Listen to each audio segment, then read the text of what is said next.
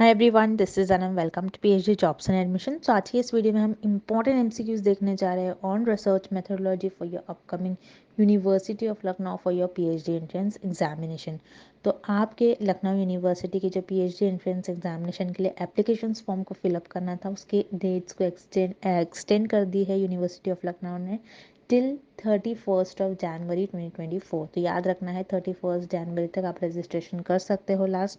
और उसी के साथ साथ सारी चीज़ें, सीट्स वगैरह सबकी लिंक आपको डिस्क्रिप्शन में मिल जाएगी। उसी के साथ साथ मैं आपको बता दूं कि इस वीडियो में हमने रिसर्च मेथोडोलॉजी के काफ़ी इंपॉर्टेंट क्वेश्चंस जो जनरली आपको एग्जामिनेशन में पूछे जाने के चांसेस है, उस क्वेश्चंस को सॉल्व करवाया है। और बायलिंगुअल लैंग्वेजेस में आपके रिक्वेस्ट के थ्रू इंग्लिश हिंदी दोनों लैंग्वेजेस में क्वेश्चंस को सॉल्व करवाया है। तो आपको एंड तक ज़रूर देखना है, और जो भी क्वेश्चन में डाउट है आप मुझे कमेंट करके पूछ सकते हो। उसी के साथ साथ जैसे कि आप स्क्रीन पर देख सकते हो, फॉर योर पेपर 1 हम आपके लिए कंप्लीट कोर्स लेकर आए हैं, जिसमें आपको पासिंग गारंटी के साथ हम स्टडी मटेरियल प्रोवाइड करते हैं, जिसके लिए लिंक आपको नीचे डिस्क्रिप्शन बॉक्स में मिल जाएगा। आप डायरेक्टली वहाँ से हमारे ऐप के थ्रू स्टडी मटेरियल को एक्सेस कर सकते हो। So that's it and let's begin with the today's lecture. सो जैसे कि यहाँ पर इन डिटेल मैं आपको बता दूँ, पेपर 1 के लिए हम आपको कंप्लीट कोर्स प्रोवाइड कर रहे हैं, जिसमें आपको वीडियो लेक्चर्स दिखने मिलेंगे, जो कि थ्योरी एमसीक्यूज दोनों वीडियो लेक्चर्स हैं, नोट्स हैं, प्रैक्टिस एमसीक्यूज पीडीएफ है, जिसको हमने काफ़ी सारे क्वेश्चंस कवर कर रखे हैं। सारे प्रीवियस ईयर क्वेश्चंस आपको यहाँ पर मिल जाते हैं, एज वेल एज हम आपको यहाँ पर ऐसे क्वेश्चंस प्रोवाइड करते हैं एग्ज़ाम के कुछ दिन पहले रिवीजन पैकेज में, जो कि आपको पूछे ही जाएंगे। तो ये सारा पेपर 1 का कंटेंट है, जिससे कि आप डायरेक्टली आपके क्वेश्चन पेपर में इस टाइप के क्वेश्चंस एक्सपेक्ट कर सकते हो। तो जैसे कि आप देख सकते हो स्क्रीन पर, हमारे कोर्स में हम आपको 100% गारंटी देते हैं पास होने की, यानी हम आपको इतना प्रिपेयर करवा देते हैं कि आप एटलीस्ट पासिंग मार्क्स तक मार्क्स स्कोर कर सको। तो आपको जल्द से जल्द कोर्स को परचेज करना होगा। परचेज करने के लिए स्क्रीन पर दिए गए नंबर पर या फिर आप हमारे ऐप के थ्रू भी स्टडी मटेरियल को एक्सेस कर सकते हो। तो जैसे कि स्क्रीन पर नंबर शो हो रखा है, आप यहाँ पर हमें व्हाट्सएप के द्वारा कांटेक्ट कर सकते हो। फ़ी हाईलाइटेड है, फ़ी भी आप देख सकते हो, काफ़ी कम प्राइस में आपको कंप्लीट पैकेज प्रोवाइड कर रहे हैं। सो पेपर 1 के लिए अगेन आप हमें इस नंबर पर कांटेक्ट कर सकते हो। And also for paper two का भी हम आपको स्टडी मटेरियल प्रोवाइड करते हैं विद 100% गारंटी, जिसका आपको कंप्लीट आपका सिलेबस यहाँ पर कंप्लीट करा जाएगा, जिसमें आपको notes and most expected question solve करवाए जाएंगे। तो आप देख सकते हो काफ़ी सारे सब्जेक्ट्स के हमारे पास पेपर 2 के भी स्टडी मटेरियल अवेलेबल है। सो फॉर पेपर 2 आप हमें स्क्रीन पर दिए गए नंबर पर कॉन्टैक्ट कर सकते हो। सो दैट्स इट, ज़्यादा टाइम वेस्ट नहीं करते, आज के सेशन को हम स्टार्ट करते। एक पैमाना केवल संख्या को वस्तु की विशेषता के अनुसार वर्गीकृत करने के लिए वस्तुओं को निर्दिष्ट करता है। A dash scale only assigns names to object to classify objects according to the characteristic of interest. इस प्रश्न में हमें ये पता लगाना है, और इस क्वेश्चन में हमें ये फाइंड आउट करना है कि एक कौन सा ऐसा एक पैमाना है, मतलब ऐसा एक कौन सी स्केल है आपकी, जो केवल आपके जो वस्तु है, वस्तु के उनके कैरेक्टरिस्टिक्स के बेसिस पर, मतलब उनके विशेषताओं के बेसिस पर आपके वस्तुओं को निर्दिष्ट करता है। मतलब एक कौन सी ऐसी स्केल है जो आपके जो ऑब्जेक्ट्स है, ऑब्जेक्ट को उनके कैरेक्टरिस्टिक्स के बेसिस पर उस ऑब्जेक्ट्स को डिवाइड करने के काम आता है और क्लासिफाई करने के काम आता है। सो याद रखिएगा, आपके जो स्केल ऑफ मेजरमेंट्स है, इसमें आपके 4 types of scale of measurements होते हैं। पहले हम ये देख लेते हैं कि ये 4 types of scale of measurement क्या होते हैं, उसके थ्रू हम इस क्वेश्चन को, इस प्रश्न को सॉल्व कर लेंगे। जैसे कि आप ये देख रहे हो डायग्राम, तो this is very important diagram. इस डायग्राम में ये 4 लेवल ऑफ मेजरमेंट्स जैसे आप देख रहे हो, तो याद रखिएगा ये चारों लेवल ऑफ मेजरमेंट्स को याद रखने के लिए आपको एक शॉर्ट फॉर्म यूज करना है, जो कि है noir. So N for nominal, O for ordinal, I for interval and R for ratio. So nominal scale क्या होती है, जिसमें आप आपका जो भी डेटा होता है, जो भी आपके पास ऑब्जेक्ट होता है, उनको नाम देते हो, और आपके जो ऑब्जेक्ट्स होते हैं, आपका जो भी डेटा होता है, उसको उसके कैरेक्टरिस्टिक्स के बेसिस पर कैटेगराइज कर देते हो और क्लासिफाई करते हो या फिर डिवाइड कर देते हो, उसे हम कहते हैं नॉमिनल स्केल। ऑर्डिनल क्या होती है, ऑर्डिनल स्केल में आप सेम नॉमिनल की तरह ही करते हो, लेकिन नॉमिनल में आप क्या करोगे, आपके जो चीजें हैं उनको उनको एक रैंक दोगे, ऑर्डर दोगे। उसी तरीके से इंटरवल स्केल क्या होती है, जिसमें ऑर्डिनल के सारे कैरेक्टरिस्टिक्स प्रेजेंट होंगे, लेकिन इंटरवल में आपके पास जो भी डेटा होता है, जो भी आपके पास ऑब्जेक्ट होगा, जो भी आपके पास वस्तुएं होंगे, उन वस्तुओं को आप एक इक्वल इंटरवल्स में अरेंज करते हो, आप उनको बेसिकली अंतराल देते हो। उसी तरीके से रेशो में इंटरवल के आपके सारे कैरेक्टरिस्टिक्स प्रेजेंट होंगे, उसी के साथ साथ रेशो में आपका जो जीरो है, जीरो का कुछ ना कुछ मीनिंग होगा। लेकिन आपको ये याद रखना है, इंटरवल में आपका जो जीरो होता है ये आर्बिट्री होता है।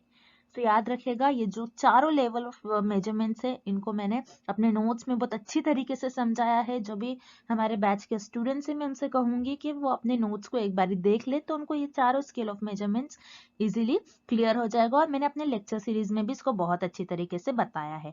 सो अगर आप हमारे बैच के स्टूडेंट्स होंगे तो मैं आपको बोलूंगी कि आप लेक्चर और नोट्स एक बार अच्छी तरीके से पढ़ लीजिए, तो ये आपका जो लेवल ऑफ मेजरमेंट्स होता है, इसका कॉन्सेप्ट क्लियर हो जाएगा। तो चलिए इस क्वेश्चन की तरफ हम बढ़ते हैं। जैसे कि इस प्रश्न में आपको दिया गया है एक ऐसा पैमाना, मतलब एक ऐसी स्केल जिसको आप उसके वस्तुओं के विशेषताओं के बेसिस पर उसको कैटेगराइज करते हो, उसको निर्दिष्ट करते हो। मतलब आपके पास जो भी स्केल है, एक ऐसी स्केल जिसको आप उनके ऑब्जेक्ट्स के बेसिस पर उनके ऑब्जेक्ट के कैरेक्टरिस्टिक्स के बेसिस पर डिवाइड करते हो। सो वो स्केल होती है आपकी नॉमिनल स्केल, जिसे हम कहते हैं नाम मात्र स्केल, नाम मात्र पैमाना। ओके, सो इस क्वेश्चन का आपका सही उत्तर हो जाएगा विकल्प 3, जो कि है नाम मात्र, जिसे हम कहते हैं अंग्रेजी में नॉमिनल स्केल। नॉमिनल स्केल याद रखिएगा एक ऐसी स्केल है जिसको आप उसके ऑब्जेक्टिव के कैरेक्टरिस्टिक्स के बेसिस पे क्लासिफाई करते हो या फिर डिवाइड करते हो। मतलब ऐसा एक पैमाना आता है जिसमें आप उनके वस्तुओं की विशेषताओं के बेसिस पर उनको निर्दिष्ट करते हो। सो आपको याद रखना है। सो यहाँ पर जो आपका थर्ड विकल्प है इस क्वेश्चन का, इस प्रश्न का सही उत्तर हो जाएगा। अगला प्रश्न, नमूनों के चयन की प्रक्रिया में उचित क्रम में दिए गए चरणों की व्यवस्थित कीजिए। Arrange the steps given below in the proper order in the process of selection of samples. इस प्रश्न में हमें नमूनों के प्रक्रिया गिवन है, नमूनों के जो प्रक्रिया है उनके कुछ चयन गिवन है, मतलब आपके जो सैंपल्स के प्रोसेस है उनके कुछ स्टेप्स हमें इस क्वेश्चन में दिए गए हैं, और उन्हें हमें एक सही क्रमांक में अरेंज करना है, मतलब उन्हें हमें एक सही ऑर्डर में अरेंज करना है। सो यहाँ पर आपको याद रखना है, आप जब भी आपका जो सैंपल है उसको सिलेक्ट करते हो, जब भी आप आपके नमूने को चुनते हो, तो आप फर्स्ट स्टेप में, आप फर्स्ट चयन में आप क्या करोगे, आपकी पॉपुलेशन को डिफाइन करोगे। सो यहाँ पर डिफाइनिंग द पॉपुलेशन, ये आपका फर्स्ट स्टेप आएगा, जिससे हम कहते हैं संक्षिप्त को परिभाषित करना। सो यहाँ पर ये आपका फर्स्ट स्टेप आता है, मतलब आपकी पॉपुलेशन को डिफाइन करोगे, आपकी जो जनसंख्या है उसको बताओगे, आपकी जनसंख्या में टोटल कितने लोग हैं, आप किस जनसंख्या पर रिसर्च करने वाले हो, आप ये पहले बताए। तो आपकी पॉपुलेशन में कितने लोग हैं, कौन कौन से मेंबर्स हैं, उनको आप बता देते हो कि कितने मेंबर्स है आपकी पूरी पॉपुलेशन में, आपकी पॉपुलेशन में कितने, मतलब आपकी जनसंख्या में टोटल कितने व्यक्ति है आप बता देते हो। आप आपकी पॉपुलेशन को डिफाइन करोगे। देन उसके बाद आपने पॉपुलेशन को डिफाइन कर लिया, देन उसके बाद आप आपकी सैम्पलिंग फ्रेम डेवलप करोगे, सैम्पलिंग फ्रेम का विकास करोगे आप। सो यहाँ पर जो आपका सैम्पलिंग फ्रेम है, डिफाइनिंग द सैम्पलिंग फ्रेम, ये आपका सेकेंड स्टेप हो जाएगा। अब सैम्पलिंग फ्रेम कैसे डेवलप करते हो आप देखोगे आपकी पॉपुलेशन में टोटल कितने मेंबर्स है, आप उनकी एक लिस्ट बना लेते हो, आप उनकी लिस्ट बना लेते हैं, उनकी सारी उन मेंबर्स की सारी आप इंफॉर्मेशन लिखते हो, उस मेंबर्स की, उस व्यक्ति की, आप सारे व्यक्ति के जितने भी आपके पॉपुलेशन में मेंबर्स हैं उनकी एक लिस्ट बना लेते हो, उनकी सारी इंफॉर्मेशन लिख लेते हो। अब सैम्पलिंग फ्रेम आप इस तरीके से बना लेते हो। सैम्पलिंग फ्रेम बेसिकली एक लिस्ट होती है, एक पर्चा होता है, उसमें आप सारे आपके जो पॉपुलेशन में सारे जो व्यक्ति, हर एक व्यक्ति की आप इंफॉर्मेशन लिख लेते हो, मतलब हर एक मेंबर की आप इंफॉर्मेशन लिख लेते हो। देन आप सैम्पलिंग फ्रेम डेवलप करने के बाद, मतलब नमूना फ्रेम का विकास करने के बाद, आप उसके बाद आप आपका जो सैंपल का साइज है उसको डिटरमाइन करोगे, मतलब आप बताओगे कि आप कितना सैंपल लेने वाले हो, आप कितने लोगों को लेने वाले हो। यहाँ पर आपने लिस्ट बना लिया, लिस्ट में से आप चुन लोगे कि आप कितने लोगों को लेने वाले, आपका साइज सेलेक्ट करने वाले। मान लीजिए आपकी जो टोटल पॉपुलेशन है, आपकी जो पूरी जनसंख्या, जनसंख्या में टोटल 100 लोग हैं, 100 मेंबर्स हैं। आपने सैंपल का साइज सेलेक्ट कर लिया कि मैं से 50 लोगों को लेने वाला हूँ या फिर लेने वाली हूँ। तो आप क्या करोगे, सैम्पलिंग फ्रेम में से आप 50 लोगों को चुन लोगे। तो आपका सैंपल साइज आप डिटरमाइन करोगे, मतलब आपके नमूने का आकार निर्धारित करोगे आप। ओके, तो यहाँ पर जो नमूने का आकार निर्धारित करना, ये आपका थर्ड स्टेप में आ जाएगा, ये आपका थर्ड चयन हो जाएगा। देन उसके बाद आपने आपका जो सैंपल का साइज है उसको डिटरमाइन कर लिया। देन उसके बाद आप सैम्पलिंग मेथड यूज करोगे, मतलब आप बताओगे कि आप किस मेथड से आप सैंपल को सिलेक्ट करने वाले हो। क्या आप प्रोबेबिलिटी मेथड से पॉपुलेशन में से मेंबर्स को लेने वाले हो, मतलब आपकी जनसंख्या में से व्यक्तियों को लेने वाले हो, या फिर नॉन प्रोबेबिलिटी में मेथड से आपकी पॉपुलेशन में से मेंबर्स को लेने वाले हो, ये आप बताते हो। तो यहाँ पर आपका फोर्थ स्टेप हो जाएगा स्पेसिफाइंग द सैम्पलिंग मेथड, मतलब कि नमूने के विधि निर्दिष्ट करना, ये आपका फोर्थ स्टेप हो जाएगा। देन लास्ट अब आपके सैंपल्स को सिलेक्ट कर लोगे, ये आपका फिफ्थ स्टेप हो जाएगा, मतलब आपके नमूनों को चुन लोगे। यहाँ पर आप इस तरीके से इन सारे चयन में आप आपकी जो सैम्पलिंग का प्रोसेस है, मतलब आपकी जो नमूने की प्रक्रिया है, ये परफॉर्म करते हो। इस तरीके से आप पॉपुलेशन में से मेंबर्स को चुन लेते हो जो कि आपका सैंपल बन जाती है, मतलब आपके जो जनसंख्या है उसमें से आप कुछ लोगों को चुन लेते हो जो कि आपके नमूने बन जाते हैं। तो इस तरीके से आप इस क्रमांक में आपके जो नमूने हैं उनको एक स्टेप्स में चुन लोगे, मतलब आपके सैंपल्स है उनको सेलेक्ट कर लोगे इन सारे स्टेप्स में। सो ये स्टेप्स ये आपको क्रमांक ऑप्शन 3 में गिवन है। सो यहाँ पर जो आपका थर्ड विकल्प है इस प्रश्न का सही उत्तर हो जाएगा। अगला प्रश्न, एक शोध पत्र किसी शोध कार्य की संक्षिप्त रिपोर्ट है जो आधारित है। A research paper is a brief report of research work based on। इस क्वेश्चन में हमें ये पता लगाना है कि आपका जो रिसर्च का आपका काम होता है, आप ये आपके एक रिपोर्ट में लिखते हैं जिसको आप कहते हैं रिसर्च पेपर। सो आपके जो रिसर्च पेपर होता है वो आपका जो कौन से डेटा पर बेस्ड होता है, या प्राइमरी डेटा या फिर सिर्फ सेकेंडरी डेटा, या प्राइमरी डेटा और सेकेंडरी डेटा बोथ, मतलब केवल प्रथम डेटा या फिर केवल गौण डेटा, या फिर ये दोनों भी डेटा पर आपका आधारित होता है आपका रिसर्च पेपर, मतलब आपका शोध पत्र। अब याद रखिएगा आपका जो शोध पत्र है, शोध पत्र में आप रिसर्च में जो भी कार्य करते हो, रिसर्च में आपका जो भी वर्क होता है उसका एक रिपोर्ट लिखते हो आपके रिसर्च पेपर में। रिसर्च पेपर में आप पूरा ब्रीफ में बताते हो आपने रिसर्च में क्या काम करा है। तो जैसे कि मान लीजिए अब मैंने रिसर्च में काम करा है किसी एक ड्रग पर जो कि है किसी आपके जो है हार्ट डिसीज के अगेंस्ट मैंने एक न्यू ड्रग डेवलप किया है। मान लीजिए मैंने एक ड्रग डेवलप किया हार्ट डिसीज के अगेंस्ट, तो उसके पहले भी कई ड्रग होगी। तो मैं क्या करूंगी, पहले जो मतलब पहले अवेलेबल डेटा होगा उसका थोड़ा बहुत यूज करूंगी, मतलब जो सेकेंडरी डेटा होगा उसका पहले यूज करूंगी।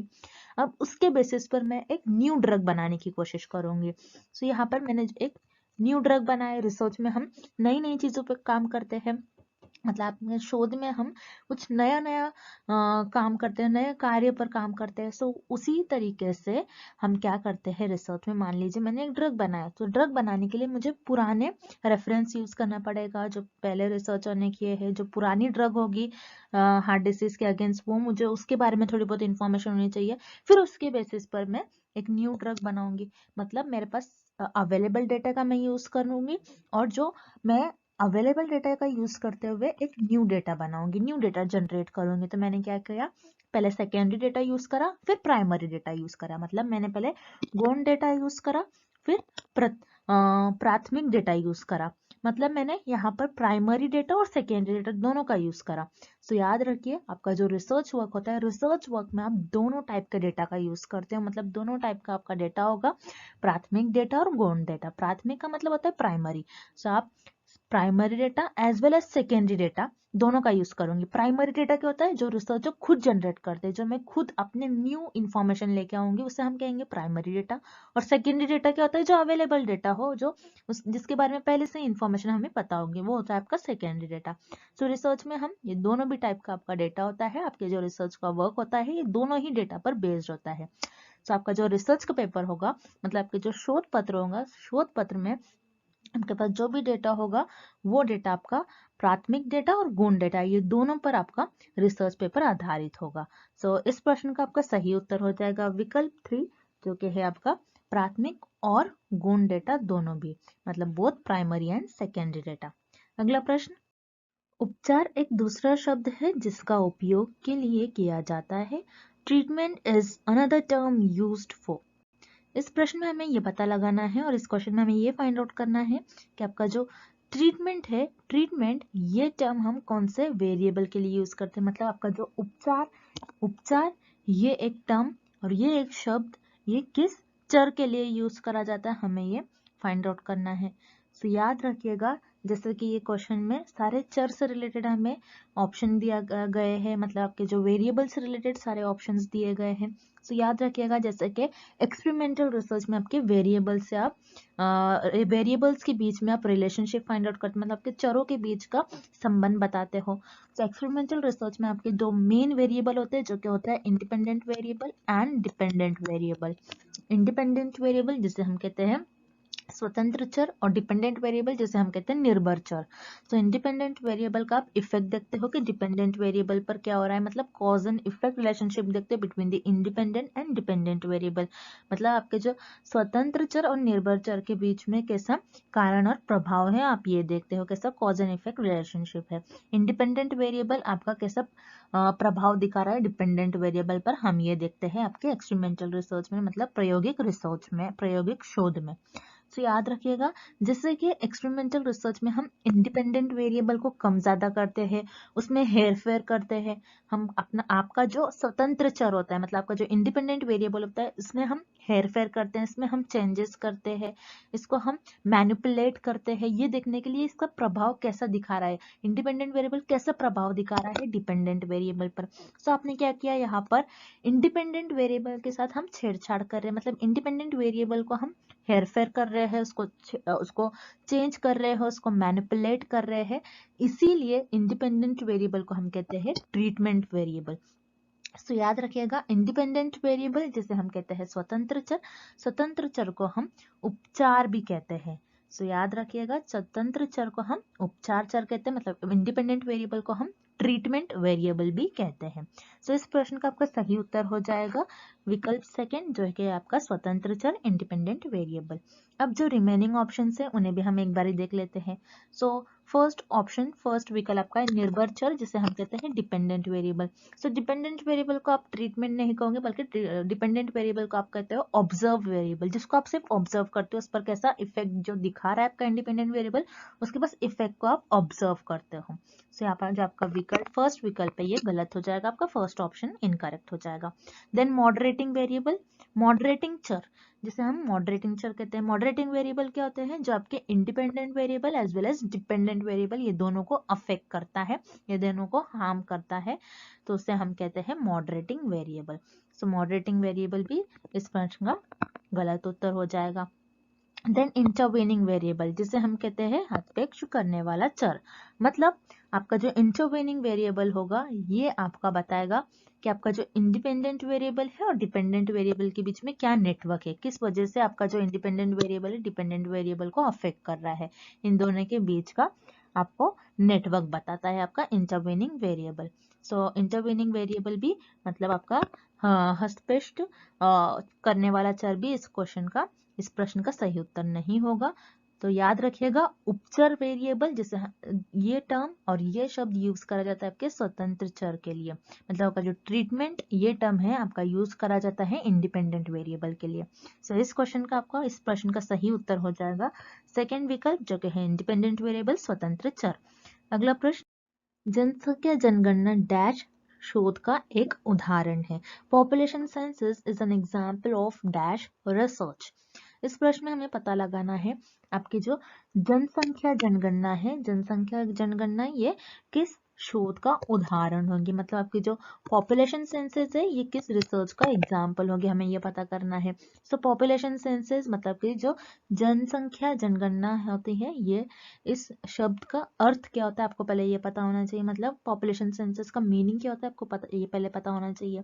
पॉपुलेशन सेंसस क्या होता है कि जिसमें आप पॉपुलेशन में से हर एक मेंबर से इंफॉर्मेशन कलेक्ट करते हो, यहाँ पर आप कोई सैंपल्स नहीं लेते हो, आप पूरी पॉपुलेशन से इंफॉर्मेशन कलेक्ट करते हैं, पॉपुलेशन में जितने भी मेंबर्स होंगे हर एक मेंबर से इंफॉर्मेशन कलेक्ट करते हैं, मतलब आपकी जो जनसंख्या होती है जनसंख्या में से हर एक व्यक्ति से आप इंफॉर्मेशन कलेक्ट करोगे। यहाँ पर आप आपका नमूनों को नहीं चुन सकते हो, बल्कि आप पूरे पॉपुलेशन में से हर एक एक मेंबर से आप इंफॉर्मेशन कलेक्ट करते हो, उसे हम कहते हैं जनसंख्या जनगणना, जिसे हम पॉपुलेशन सेंसस कहते हैं। तो पॉपुलेशन सेंसस में मतलब कि जनसंख्या जनगणना में आप क्या कर रहे हो, हर एक व्यक्ति से आप इंफॉर्मेशन ले रहे हो, हर एक व्यक्ति से, हर एक मेंबर से पॉपुलेशन के इंफॉर्मेशन आप कलेक्ट कर रहे हो। तो यहाँ पर आप क्या कर रहे हो, सर्वे कंडक्ट करवा रहे हो। सर्वे के थ्रू आप क्या करोगे, पॉपुलेशन में से हर एक मेंबर से इंफॉर्मेशन कलेक्ट करते हो। तो यहाँ पर आपके जो जनसंख्या जनगणना है मतलब पॉपुलेशन सेंसस है, ये आपके सर्वे रिसर्च का एग्जाम्पल होगी, मतलब आपके सर्वेक्षण शोध का उदाहरण होंगे। तो याद रखना है आपको, जो आपका पॉपुलेशन सेंसस है मतलब आपकी जो जनसंख्या जनगणना है, ये भारत में हर 10 साल पर करवाया जाता है ये सर्वे, जिसके थ्रू आप जनसंख्या में से हर एक व्यक्ति के थ्रू जो आपकी गवर्नमेंट है, जो सरकार है, वो इंफॉर्मेशन कलेक्ट करती है। सो यहाँ पर आपका जो पॉपुलेशन सेंसस है, ये आपके सर्वे रिसर्च का एग्जाम्पल होगी, मतलब आपकी जो जनसंख्या जनगणना है, ये आपके सर्वेक्षण शोध का उदाहरण होगी। सो यहाँ पर जो आपका फर्स्ट विकल्प है इस प्रश्न का सही उत्तर हो जाएगा। अब जो रिमेनिंग ऑप्शन है उन्हें भी हम एक बारी देख लेते हैं। इंपायरिकल का मतलब क्या होता है, इंपायरिकल रिसर्च, जिसे हम हिंदी में कहते हैं इंडिया न्यूक्लिक शोध। इसमें क्या होता है, आप आपके अनुभव का इस्तेमाल कर रिसर्च परफॉर्म करते हो, एक्सपेरिमेंट परफॉर्म करते हो आप। तो यहाँ पर एम्पायरिकल रिसर्च में आप आपके एक्सपेरिमेंट, ऑब्जर्वेशंस और आपके अनुभव को आगे रखकर रिसर्च परफॉर्म करते हो। लेकिन पॉपुलेशन सेंसस में आपको अनुभव को, आप एक्सपेरिमेंट परफॉर्म नहीं करोगे या फिर आप ऑब्जर्वेशंस नहीं करोगे। तो यहाँ पर जो आपका सेकंड विकल्प है ये गलत हो जाएगा। देन ऑप्शन सी क्लिनिकल, जिसे हम हिंदी में भी क्लिनिकल शोध कहते हैं, क्लिनिकल रिसर्च। तो क्लिनिकल रिसर्च क्या होता है, जिसमें आप पॉपुलेशन के इलनेस और उनकी हेल्थ के बारे में स्टडी करते हैं। मतलब आपकी जो जनसंख्या होती है, जनसंख्या के आप हर एक मेंबर के आप क्या करोगे, इसमें क्लिनिकल रिसर्च में उनके बीमारी के बारे में आप स्टडी करोगे। सो यहाँ पर आप कोई बीमारी के बारे में किसी की स्टडी नहीं कर रहे हो। सो यहाँ पर जो आपका थर्ड विकल्प है ये भी गलत हो जाएगा। देन एक्शन रिसर्च, जिसे हम कहते हैं क्रियानिष्ठ। सो एक्शन रिसर्च में आप इमीडिएट किसी भी प्रॉब्लम को सॉल्व करते हैं, मतलब आप कोई तत्काल समस्या को हल करते हो। सो यहाँ पर आप कोई समस्या को हल नहीं निकाल रहे हो, बल्कि आप सर्वे कंडक्ट करवाओगे। सो यहाँ पर जो आपका चौथा ऑप्शन है ये भी गलत हो जाएगा। इस प्रश्न का आपका सही विकल्प हो जाएगा पहला विकल्प, जो कि है सर्वे सर्वेक्षण। And if the instrument measures what it is designed to measure, then we can say that the instrument is। यदि एक उपकरण की रचना कुछ विशिष्ट नापने के लिए की जाती है, तब हम कहते हैं कि ये उपकरण है। मतलब इस क्वेश्चन में हमें फाइंड आउट करना है कि एक इंस्ट्रूमेंट है, उस इंस्ट्रूमेंट पर आप जो चीज मेजर करना चाह रहे हो, वो इंस्ट्रूमेंट आपको वही चीज को मेजर कर रहा है, वही दिखा रहा है, तब हम उस इंस्ट्रूमेंट को हम क्या कहेंगे। मतलब एक उपकरण है, उस उपकरण में आप कोई चीजों को मेजर कर रहे हो, और आप जो भी मेजर कर रहे हो, जो भी नाप रहे हो आप, उसको वो सेम ही दिखा रहा है। तो उस उपकरण को और उस इंस्ट्रूमेंट को हम क्या कहेंगे, उस इंस्ट्रूमेंट को हम कहेंगे वैलिड, जिसे हम हिंदी में कहते हैं वैध। तो यहाँ पर आपका विकल्प ए मतलब ऑप्शन ए करेक्ट हो जाएगा, वैध जिसे हम वैलिड कहते हैं। अब वैलिड क्या होता है, अब जैसे मान लीजिए आपका एक्चुअल वेट 60 केजीज है, ओके, और आपने वेइंग मशीन में वेट किया और आपका वेट भी आ रहा है 60 केजीज। तो इस केस में आप क्या कहोगे, आपकी जो ये वेइंग मशीन है वो वैलिड है, मतलब आपका जो एक्चुअल वेट था वो वही वेट दिखा रही है। मतलब आप जो एक्चुअल में नापना चाह रहे थे, जो आप एक्चुअल में मेजर करना चाह रहे थे, वो वही चीज दिखा रहा है। तो इस केस में आप कहोगे आपकी जो वेइंग मशीन है ये वैलिड है। तो यहाँ पर आपका जो मेजर करना चाह रहे थे वही दिखा रहा है इंस्ट्रूमेंट, तो उस केस में हम कहेंगे आपका जो इंस्ट्रूमेंट है वो वैलिड है। सो यहाँ पर आपको ऑप्शन ए वैलिड और विकल्प ए वैध ये सही हो जाएगा। अब जो रिमेनिंग ऑप्शन है उन्हें भी हम देख लेते हैं। रिलायबल, जिसे हम कहते हैं विश्वसनीय। तो रिलायबल क्या होता है, जैसे मान लीजिए आपका एक्चुअल वेट 60 केजीज है, हम फिर से वही एग्जांपल लेते हैं, आपका एक्चुअल वेट 60 केजीज है और आपने वेइंग मशीन लिया और आपने बार बार वेट किया। मान लीजिए आपने 3 बार वेट किया और तीनों भी बार आपका 56 और 56 केजीज वेट आ रहा था। तो यहाँ पर आपने क्या किया, 3 बार आपने वजन किया और आपका वजन तीनों भी बार 56 और 56 से आ रहा था। मतलब इस केस में आप जो नापना चाह रहे थे, आपकी जो एक्चुअल मेजरमेंट है, आपकी जो एक्चुअल रीडिंग है, वो नहीं दिखा रहा है मशीन। सो इस केस में आपका हो गया आपकी जो वेइंग मशीन है ये रिलायबल है। सो यहाँ पर आपका ऑप्शन बी इनकरेक्ट हो जाएगा, क्योंकि रिलायबल क्या होता है, जो एक्चुअल में होता है उसको वो मेजर नहीं कर पाता है और बार बार रीडिंग लेने पर सेम ही आती है, उसे हम कहते हैं रिलायबल। देन यूजफुल, यूजफुल का मतलब होता है जिसे हम उपयोग करते, जिसे हम यूज करते हैं। सो यहाँ पर यूजफुल तो इस क्वेश्चन का करेक्ट ऑप्शन नहीं हो जाएगा। Then option D practical, practical मतलब जिसे हम कहते हैं व्यवहारिक, मतलब आप जिसे चीजों को टेस्ट करते हो उससे हम कहते हैं प्रैक्टिकल में आप क्या करते हो, चीजों को टेस्ट करते हो, लेकिन यहाँ पर प्रैक्टिकल में आपको जो आप मेजर करना चाह रहे हो वो नहीं दिखा पाता। सो यहाँ पर आप जो आपका ऑप्शन डी है ये भी गलत हो जाएगा। तो ऐसा इंस्ट्रूमेंट जिसमें आप जो चीजों को मेजर करना चाहते हो वो वही दिखा रहा है तो उस इंस्ट्रूमेंट को हम कहते हैं वैलिड। सो यहाँ पर आप जो आपका विकल्प ए है वैध और जो आपका ऑप्शन है वैलिड ये सही हो जाएगा। नेक्स्ट क्वेश्चन, निम्नलिखित में से कौन सा शोध प्रक्रिया शुरू करने में पहला कदम है? Which of the following is the first step in starting the research process? इस प्रश्न में हमें ये पता लगाना है और ये फाइंड आउट करना है कि दिए गए विकल्प में से कौन सा एक ऐसा विकल्प है जो किसी शोध प्रक्रिया शुरू करने में पहला कदम होता है, या फिर कौन सा एक ऐसा ऑप्शन है जो किसी रिसर्च प्रोसेस का फर्स्ट स्टेप होता है, रिसर्च प्रोसेस को स्टार्ट करने में फर्स्ट स्टेप होता है, वो कौन सा फर्स्ट स्टेप होता है हमें ये पता लगाना है। सो याद रखिएगा किसी भी शोध प्रक्रिया शुरू करने में जो हम पहला स्टेप लेते हैं, पहला कदम क्या लेते हैं हम, कि हम उस प्रॉब्लम को आइडेंटिफाई करते हैं। सो आइडेंटिफिकेशन ऑफ द प्रॉब्लम मतलब समस्या की पहचान। हम कोई भी समस्या होती है उसको पहले हमको पहचानना होता है, अगर आप समस्या को पहचानोगे तभी उसके बारे में आगे खोज कर पाओगे। तो याद रखिएगा शोध प्रक्रिया शुरू करने में जो पहला कदम होता है, जो पहला स्टेप होता है वो होता है किसी भी समस्या की पहचान। आपको पहले एक समस्या पता होनी चाहिए, उस समस्या को आपको पहचानना होगा, तभी तो आप रिसर्च कर पाओगे, तभी तो आप आपकी शोध स्टार्ट कर पाओगे, शोध प्रक्रिया शुरू कर पाओगे। ओके, अब जो रिमेनिंग ऑप्शन है हम वो भी देख लेते हैं, जो गलत ऑप्शन आपको जो गलत विकल्प दिए गए हैं आपको हम वो भी देख लेते हैं। Searching source of information to locate the problem मतलब समस्या का पता लगाने के लिए जानकारी के खोजना, मतलब आपने क्या करा, आपकी जो समस्या है उसको पता लगाना चाहा, आपने उसको उसका कुछ अपने सोल्यूशन पता लगाना चाहे, तो उसके लिए आपने क्या करा, कोई चीजों को खोजा, अपने उस समस्या को पता लगाने के लिए आपने क्या करा, कुछ इंफॉर्मेशन खोजा। तो आपको तो इतना पता होना चाहिए, अगर आपके पास प्रॉब्लम ही नहीं पता आपको, तो आपको समस्या की ही पहचान नहीं है अभी तक, तो उसके बारे में आप इंफॉर्मेशन कैसा खोजोगे, आप उनके उसके बारे में जानकारी कैसा खोज सकते हो। तो यहाँ पर आपका जो है विकल्प ए गलत हो जाएगा, इनकरेक्ट हो जाएगा। देन विकल्प B survey of related literature मतलब संबंधित रचना का सर्वेक्षण। आप क्या कर रहे हो, सर्वे करवा रहे हो, मतलब आप इंफॉर्मेशन कलेक्ट कर रहे हो, अगेन आप क्या कर रहे हो, एक तरीके से जानकारी खोज रहे हो। जैसे मैंने आपको अभी बताया है, क्या अगर आपको तो पहले समस्या पता होना चाहिए तभी आप आगे रिसर्च कर पाओगे, तभी आप आपका शोध की प्रक्रिया शुरू कर पाओगे। बिना आपको किसी समस्या की पहचान के आप कैसा शोध स्टार्ट करोगे, आप कैसा आपकी शोध प्रक्रिया शुरू करोगे। तो यहाँ पर आपका जो विकल्प भी आपको गिवन है ये भी गलत होगा। देन विकल्प डी हम देख लेते हैं जो कि है searching for solution to the problem.